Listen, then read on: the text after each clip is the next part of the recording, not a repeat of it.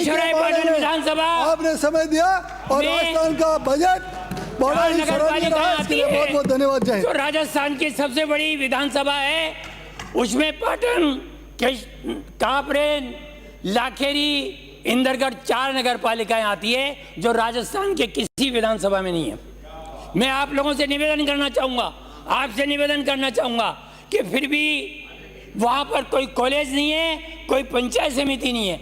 और आपने पिछले सत्र में माननीय मुख्यमंत्री जी ने, उप मुख्यमंत्री जी ने कॉलेज की घोषणा की थी, लेकिन इस बजट में आपने वो घोषणा भी नहीं की। मेरी विधानसभा में कोई घोषणा नहीं की, जबकि पहले सत्र में आपने घोषणा करी थी, उसके बावजूद भी आपने उसको बजट में नहीं लिया। उधर से आए, मैं आपका बेल्ट वो है।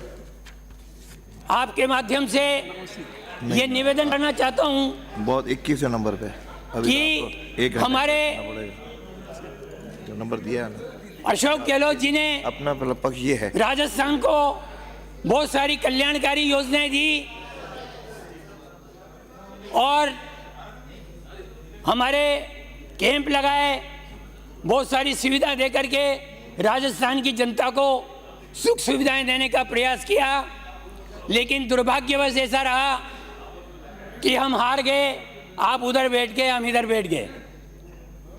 लेकिन मोदी जी ने इस बात का वादा किया था लोकसभा में कि हम 400 सीटें जीत करके आएंगे, लेकिन नतीजा ये हुआ कि आप 240 पे रह गए।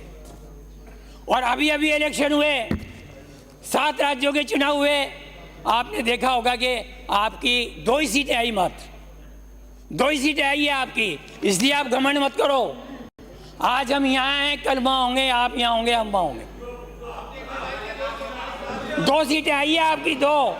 और आप अयोध्या में हार गए और वहाँ हार गए, बद्रीनाथ में हार गए। आप हिंदुत्व की बात करते हो, आप दोनों ही जगह हार गए। मैं माननीय सभापति जी आपसे निवेदन करना चाहूँगा कि कोटा शहर कोचिंग विद्यार्थियों की आत्महत्या का प्रकरण लगातार कोटा में बढ़ रहा है। मैं आपसे निवेदन करना चाहूँगा कि इस पर अंकुश लगना चाहिए। कोटा औद्योगिक नगरी के नाम से जाना जाता था, बाद में उसको एजुकेशन की नगरी से जानने लगा, लेकिन वहाँ रोज कोई ना कोई आत्महत्या होती है। वो पूरे भारतवर्ष के ही लोग नहीं, बाहर इंडिया के बाहर के लोग भी कोटा में पढ़ने आते हैं। स्थिति ये हो गई है कोटा की कि वहाँ का प्रशासन, वहाँ का ना एसपी ना कलेक्टर, और सारे देखते रहते हैं, रोज हत्याएं हो रही है। सभापति जी, रोज हत्याएं हो रही है। दुर्भाग्य की बात है ये कोटा के लिए।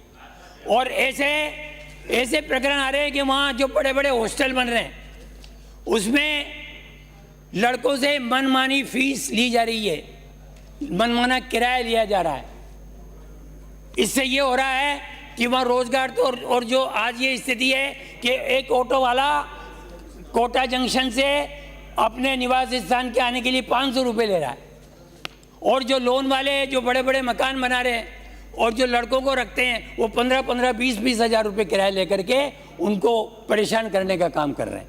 तो मेरा आप लोगों से निवेदन है, आपसे निवेदन है सभापति जी, कि इस बारे में अंकुश लगना चाहिए और कोटा के बारे में आपको ध्यान देना चाहिए। मैं शिक्षा के क्षेत्र में नई क्रांति लाने के लिए राजस्थान में 2000 से अधिक महात्मा गांधी अंग्रेजी स्कूल खोले गए थे। सरकारी स्कूलों में शिक्षा के स्तर और गुणवत्ता को सुधारने के ये सरकार की ओर से महात्मा गांधी अंग्रेजी स्कूल की शुरुआत गहलोत सरकार ने की थी। लेकिन आप लोगों ने, आपकी सरकार ने, भजनलाल जी की सरकार ने उसको बंद करने का प्रयास किया जा रहा है, जो एक गलत है। मैं मानता हूँ कि गांव में हमने कम से कम 2000 अंग्रेजी स्कूल खोले हैं। राजस्थान की ये स्थिति है माननीय सदस्य, कि राजस्थान ग्रामीण एरिया का प्रदेश है। 80% जनता गांव में रहती है। गांव के लड़के क्या अंग्रेजी शिक्षा प्राप्त नहीं कर सकते? क्या उनको अंग्रेजी की शिक्षा नहीं दी जा सकती? मेरा सभापति जी आपसे ये निवेदन है टाइम हो गया कि आपका। इस बारे में पूरा करिए। आप अंत में मैं आपसे ओपीसी के बारे में आपको बताऊं। हो गया। वन टाइम पेंशन स्कीम हमने लागू की थी, आपने बंद कर दी। चिरंजीवी भागचंद। योजना जिसमें हम 25,000 रुपए देते थे, 25 लाख रुपए देते थे। आप 5 धन्यवाद लाख रुपए कर अध्यक्ष दिया। महोदय, मैं आपने आपके माध्यम मुझे से बजट भाषण 2024-25 पर बोलने का मौका दिया।